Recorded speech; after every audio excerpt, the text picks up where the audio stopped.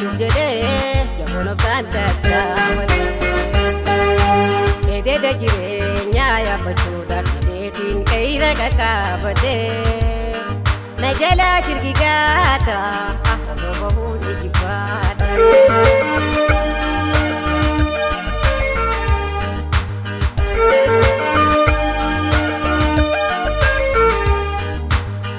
Addunyaa tana laalame oloofi gadoonsi akkaan imalmaana. Qe'ira jiru baatee bu'uura koodha takkee hireefi ayyaana. Tattaaffiin tolaafe guyyuumaan guyyaadhaani. Sirrii gammeenya saba fuudhanii yakannaa ta'e iftuu taatee jiru.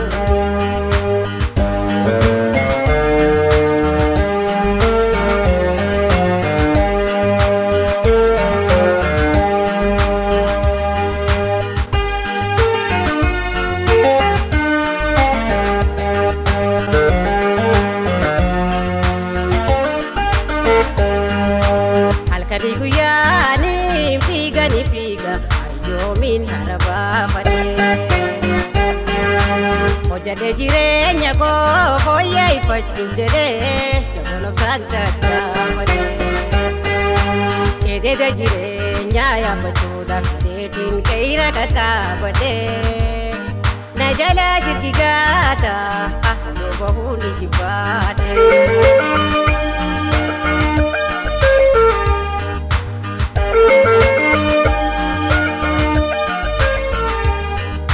Iftuu qe'ira duuba mul'atu barraaqaa jiru ijaalaaluun hin arga. Uda jiruufin taphee simachuufin afrani fiigeetiin duubu godhee jaba. Uumaatu naanaaf finne guyyaa bareedaa. Wanna darbuun beeyne ifoodatiin lolaate. Ubaa bororee.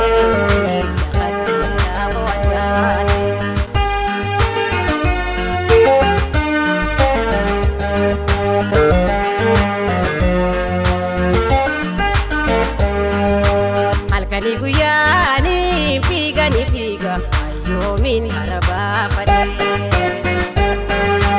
Hojjatee jireenya koo fooyyee ifachuuf jedhee jaboon obsaan tattaafate. Eededa jireenyaa yaabbachuudhaaf jedheetiin qe'ira qaqqaabate. Na jalaa shirgi gaata afaan bahuun ijibbaate.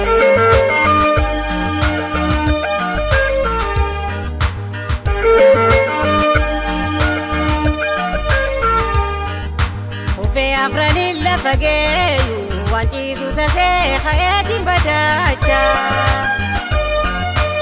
Eededa hamaasan maddii goree dabruufin miilani labbaa fuudhee kaacha. Sulula yeroon qaxxaamure galaanni boruu lagaa darbaa dhufe. Gullaan sablatee namuu kophee laatee bu'aa dhufe. Dimaatu hamee.